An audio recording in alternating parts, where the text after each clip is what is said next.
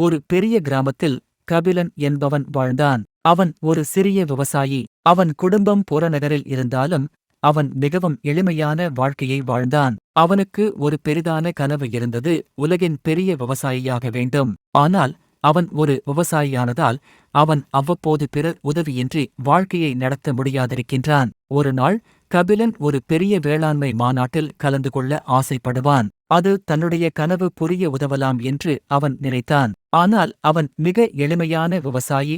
கிராமத்தில் எவ்வளவு பேருக்கு ஒரு பெரிய மாநாட்டில் கலந்து கொள்ளும் வாய்ப்பு உள்ளது?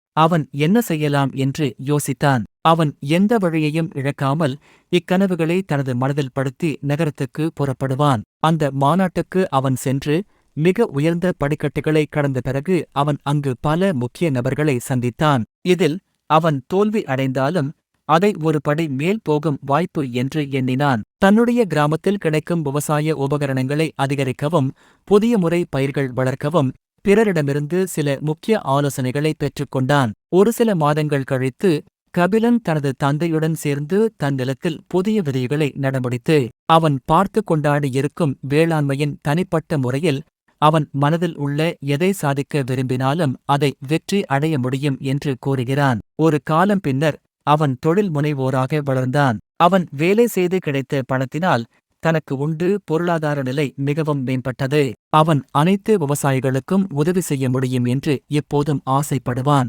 அவன் அதற்காக பல வகையான பயிற்சிகளை நடத்தி விவசாயிகளுக்கான பயிற்சியல் முறைகளை மாற்றி அவர்கள் வாழ்வாதாரத்தை மேம்படுத்துவான். கபிலனின் வாழ்க்கை விவசாயிகள் மட்டுமல்ல, அனைத்து மக்களுக்கும் ஒரு பாடமாகும். அவர் உலகில் எதையும் சாதிக்க முயற்சி செய்தாலும் எண்ணங்களை மாற்றிக்கொண்டே பயணத்தை தொடர்ந்தார். மேலும் அவரின் உதவியும் எல்லோருக்கும் நல்லதாக இருந்தது. அது உழைக்கும் மனதையும் ஏதேனும் சவால்களை எதிர்கொண்டு வெற்றி பெற்றவரின் உழைப்பையும் வலியுறுத்துகிறது. ஒரு மனிதன் தன் முயற்சியுடன் எதையும் சாதிக்க முடியும். தைரியம், கஷ்டம் மற்றும் ஒரு பரிசுப் பொருளுக்கு கடந்து செல்லும் மனது அனைத்து தடைகளையும் வென்று இறுதியில் தனது கனவை உணர முடியும். இந்த கதையில் சங்கரின் வாழ்க்கையை புரிந்து கொள்ளலாம். எந்த ஒரு தோல்வியும் ஒரு பயிற்சியாகவும் ஒரு முன்னேற்றம் ஆகும்.